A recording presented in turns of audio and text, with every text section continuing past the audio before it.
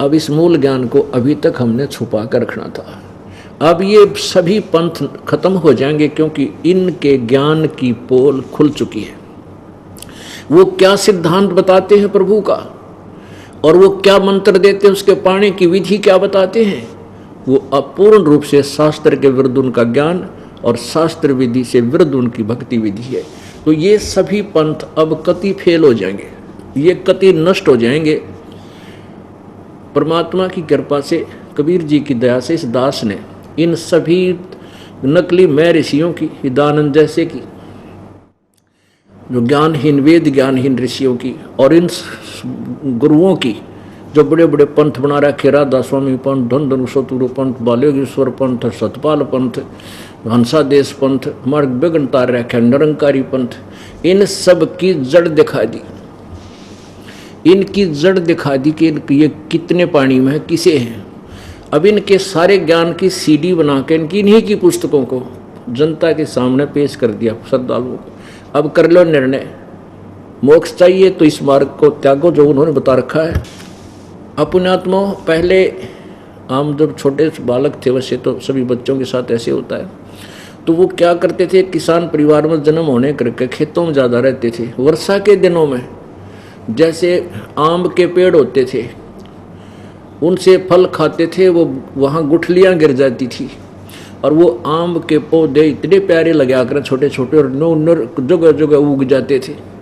तो हम उनको निकाल कर उनको वहाँ से निकाल के और दूसरे स्थान पर दूसरे खेतों में लगा दिया करते थे। बालक ने लगे रहते अपन काम। जब किसी पौधे की जड़ें मिट्टी से बाहर निकल जाती तो यूँ क्या करते कि भाई इसकी जड़ तो राम ने देख ली, जब उगे को नहीं सूखेगा, और वो सूख जाता क्योंकि वो मिट्टी हट जाती। नए स्थान पर लगाते इतना हम प्रॉपरली उसको पानी नहीं दे पाते, कभी घेर दिया पानी कभी ना डालते, वो सूख जाया करते। तो अब इन सभी पंथों की जड़ हमने रामता ही दिखा दी, इनकी जड़ दिखा दी। अब ये सारे सूख जाएंगे, जम को नहीं, अब नहीं उठ सकते ये, ठीक है। और 5-4 वर्ष पाँव पीट लेंगे, आखिर में सरेंडर करना पड़ेगा कि हम कति धोखे में कर रहे थे और हमारे साथ धोखा हो गया और हम गलत ज्ञान प्रदान कर रहे थे। इन्हें सरेंडर करना पड़ेगा, ये जनता करवा देगी। जब श्रद्धालु जाग जाएंगे, जिनका नाश कर दिया विश्व, अब रोते हुए आ रहे हैं बेचारे प्राणी को 25 वर्ष ने करा था स्वामी बर्बाद कर दिए, कितने जोगे नहीं छोड़े। क्योंकि जब तक इस प्राणी के पुण्य, पूर्व जन्म के पुण्य रहते हैं, वह बैटरी पहले शुभ कर्मों से चार्ज है, तब तक तो ये किसी भी पंथ में किसी साधना को कर रहा है, वो पिछले पुण्य उसको मिल रहे हैं। वो सोच रहा है गुरु जी की दया हो रही है जिसकी अब मैं शरण में बैठा हूँ, और वो पिछले पुण्य हो गए खत्म, और फिर वो 92 माटी का दौर शुरू। अब नौके कति लौट पिट गए, घर में चौनी रही नहीं, उड़नरा दान कराया करते हैं, और सारे शरीर में कष्ट, परिवार में 92 माटी किसी में भूत आवे, किसी का हाथ कट गया, किसी का कुछ हो गया। अब कोई 20 वर्ष का, कोई 25 वर्ष से, कोई 15 वर्ष से, कोई 10-10 वर्ष से अन्य पंथों में भ्रम भटक गए, अब यहाँ आ रहे हैं और इस तत्व ज्ञान को देखकर रो रहे हैं। एक भक्त बुजुर्ग आदमी ने बोला 35 वर्ष खो दिए मेरे राधा स्वामी पंथ में मैंने। और एक भक्त यहाँ 10-8-7 वर्ष से 5-6 वर्ष से आया हुआ है, वो उसको बार बार मिलता था कि बाबा जी महात्मा बुजुर्ग तू यहाँ आ जा, मेरे को गुरु जी पूर्ण मिल गए हैं। और वो उसको धमकाया करता कि तने नाश कर लिया, तने गुरु बदल लिया है, तने गुरु नहीं बदलना चाहिए था, तो बहुत गलती कर दी। अब वो बुजुर्ग आया रोता हुआ, ने बोला मैंने अपने कर्म फोड़ लिए, कति सारे शरीर में बीमारी 20 लाग गई।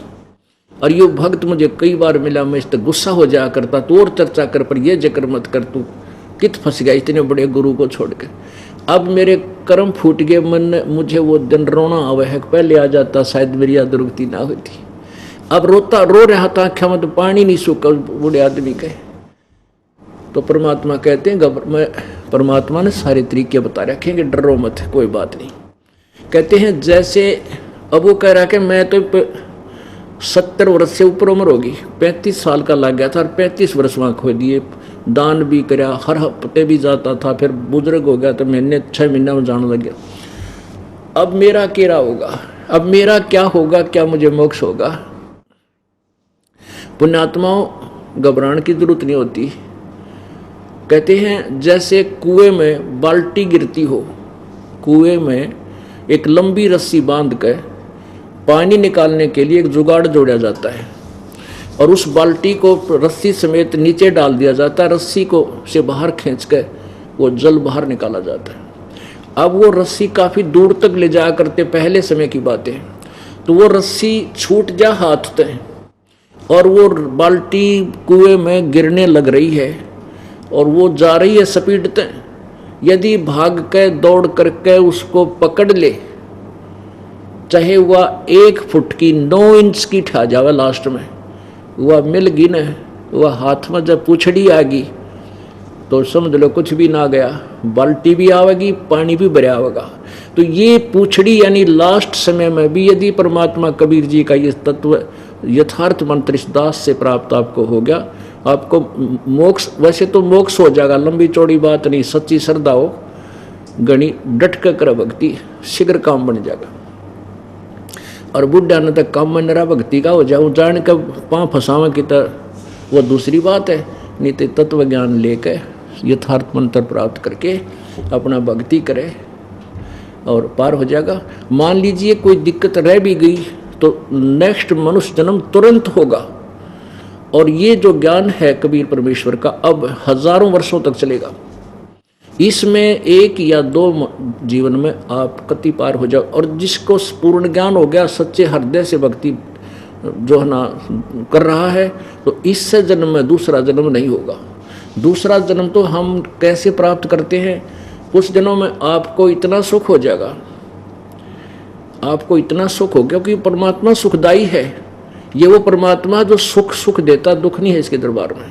तो इतना सुख हो जाएगा, आप फिर उन भगवान से दूर होने लग जाओगे और भूल पड़ जाएगी।